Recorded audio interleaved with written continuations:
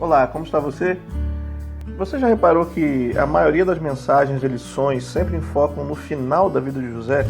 Sempre focam nos aspectos positivos que levaram José a finalizar a vida dele como ele terminou, como um grande herói da fé?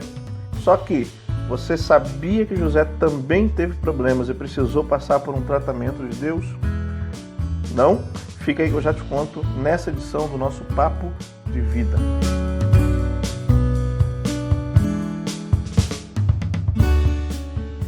Então, querido, quando nós olhamos para o início da vida de José, nós encontramos um jovem extremamente amado. Ele era filho de uma das mulheres que seu pai amava. Ele recebeu promessas de Deus muito jovem, recebeu visões, sonhos de Deus muito jovem. E isso levou com que José desenvolvesse alguns problemas que o levaram a se tornar um pouco orgulhoso. Ele se preocupava muito com o seu presente, se preocupava em ter as melhores roupas e, de certa forma, aquilo desestabilizou a relação que ele tinha com seus irmãos. O seu orgulho, de certa forma, levou ele a esperar que ele fosse, de fato, o herdeiro da família pelo fato de ser filho da mulher que seu pai amava. E isso criou uma rixa, isso criou ciúmes e o orgulho ele sempre cria brechas nos relacionamentos. E piora quando os outros sofrem do mesmo mal, porque quando isso acontece é muito difícil manter as relações familiares em dia e conectadas como elas têm que ser. Mas sabe, querido, Deus tinha um propósito na vida de José. E para que esse propósito fosse cumprido, Deus tirou tudo de José. Tirou a família, tirou o amor dos pais, tirou as melhores roupas, tirou de José até mesmo os seus inimigos, seus irmãos, que o venderam como escravo para uma nação estrangeira. Nesse processo, Deus o levou por diversos cativeiros a fim de tratar e libertar Moisés de seu principal senhor, que era seu próprio coração e o seu desejo de glória e o seu desejo de ser muito importante. E é analisando justamente esses momentos da vida de José, intermediários principalmente, que nós percebemos que ele tem dois tipos de pensamento que podem nos ensinar muito hoje em dia. Primeiro, Deus está no controle.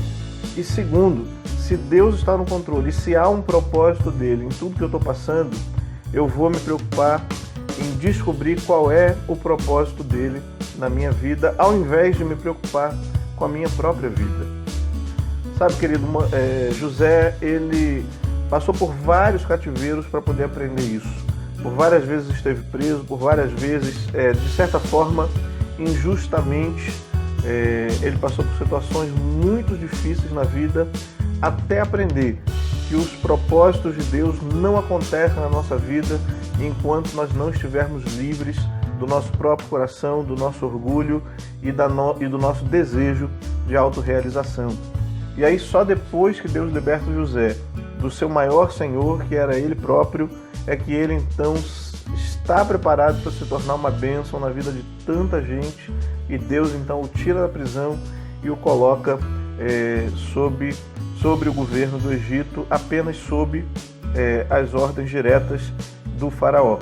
E José aprende isso de forma tão poderosa que nós podemos olhar no final da sua vida. Ele explica para os seus irmãos que tudo aquilo que tinha acontecido, todo o mal que eles tinham feito com ele, tinha um propósito de Deus, tinha um porquê, e tudo desembocou ali naquele momento. Será que nós conseguimos ver as desventuras da nossa vida como parte do propósito de Deus para nós? José conseguiu aprender, entender, e isso ficou muito claro quando ele tem dois filhos. Ele coloca o nome dos dois de Manassés e Efraim.